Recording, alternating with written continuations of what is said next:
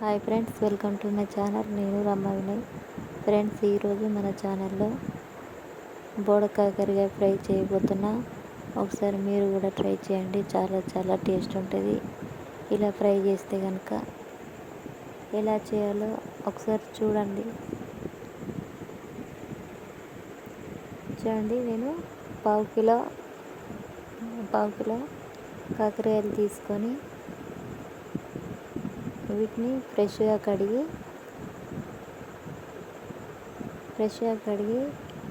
మరీ లావుగా కాకుండా మరీ సన్నగా కాకుండా మీడియంలో చిన్న చిన్న ముక్కలుగా కట్ చేసుకోవాలి.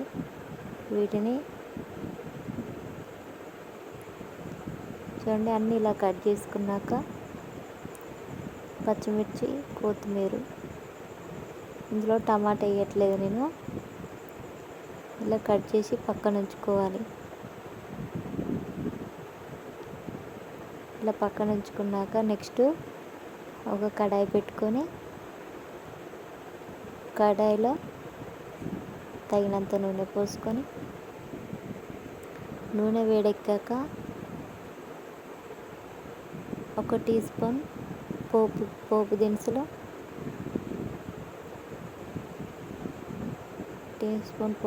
వేసుకొని పోపు దినుసులన్నీ ఫ్రై అయ్యాక నెక్స్ట్ పచ్చిమిర్చి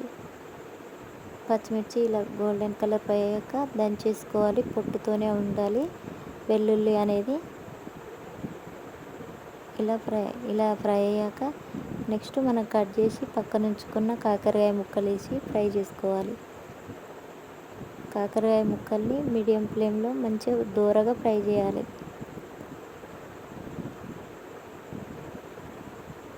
పసుపు వేయకూడదు. ఇప్పుడే ఇలా మంచిగా ఫ్రై కావాలి.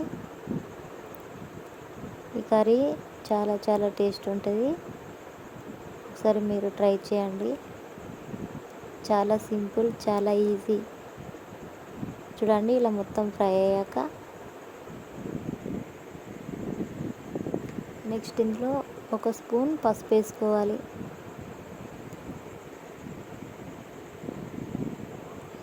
పసుపు వేసుకొని మొత్తం ఒకసారి కలపండి. గ్యాస్ అనేది సిమ్లోనే ఉంచండి. సిమ్లో ఉంచి వండితే కనుక కర్రీ అనేది చాలా టేస్ట్ ఉంటుంది.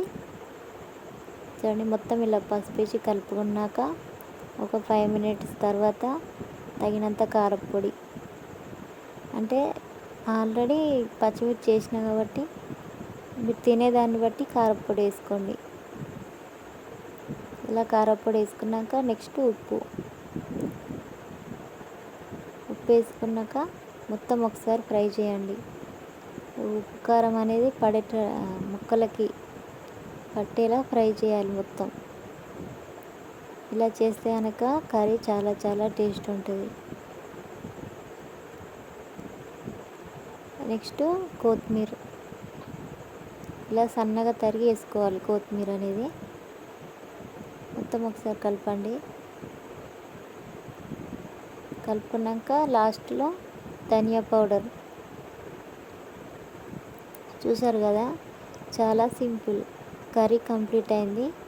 ఒకసారి మీరు కూడా ట్రై చేయండి. చాలా చాలా బాగుంటుంది. ఇలా చేస్తే కనుక చాలా సింపుల్ అండ్ ఈజీగా చేసే ఈ కాకరకాయ ఫ్రైని మీరు ఒకసారి ట్రై చేయండి. ఇలా మీకు ఎలా కుదిరిందో కామెంట్ చేయండి. ఎవరైనా నా ఛానల్ని కొత్తగా చూసేవారు ఉంటే కనుక సబ్స్క్రైబ్ చేసుకోండి, లైక్ చేయండి.